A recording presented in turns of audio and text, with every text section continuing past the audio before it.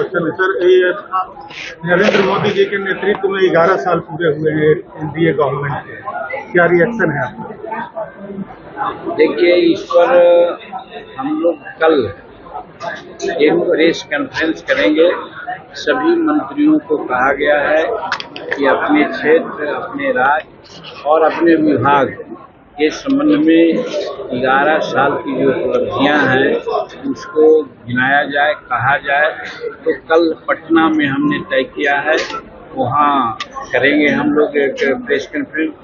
और जहाँ तक यहाँ की बात, आपके सामने की बात है, हम समझते हैं कि 11 साल में ऐसी ऐसी बातें घटी है जिसको हम आप सब लोग याद कर सकते हैं।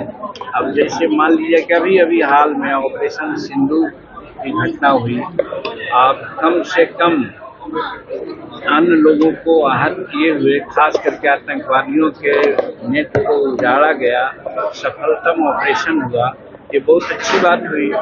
उसी प्रकार से 370 कानून जो कश्मीर में था उसको भी हटाने की बात इसी पीरियड में हुआ है। वहाँ चुनाव हुए, वहाँ आज मंत्रिमंडल गठन हुआ है, काम कर रहा है।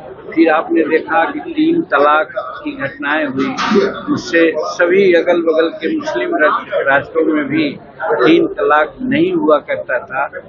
भारत में 3 तलाक की बात थी, उसको इस सरकार ने हटा करके मुस्लिम परिवार के महिलाओं के लिए एक सुखद संदेश दिया है। ये हम लोग का जो है। उसके बाद आप जोड़िए, राम मंदिर के चलते बहुत तरह की बातें हुआ करती थी। राम मंदिर बनके तैयार हुआ, उसका शिलान्यास हुआ, उसका हर तरह से पूजन हुआ। तो एक बात, तीसरी बात और है, आर्थिक जगत में आप देखा जाए 2014 में हम लोग जब सत्ता संभाले थे, यानी नरेंद्र मोदी संभाले थे, तो भारत का आर्थिक पोजीशन 13वां या 12वां था। और इसके बाद यहाँ का पोजीशन 5वां हो गया था।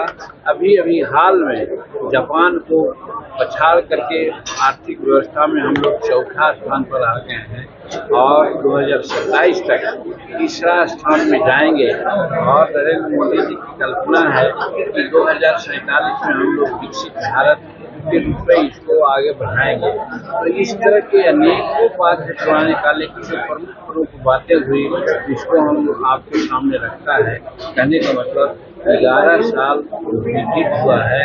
ये भारत के राजनीतिक इतिहास में एक माइलस्टोन है और हम समझते हैं कि 2047 का जो संकल्प है नरेंद्र मोदी जी का, सबका विकास, सबका साथ, सबका प्रयास से हम लोग विकसित भारत को विकसित भारत के रूप में परिणत करेंगे। ये उद्देश्य भी है। यही 11 साल का हम लोग को। सर, आज आपका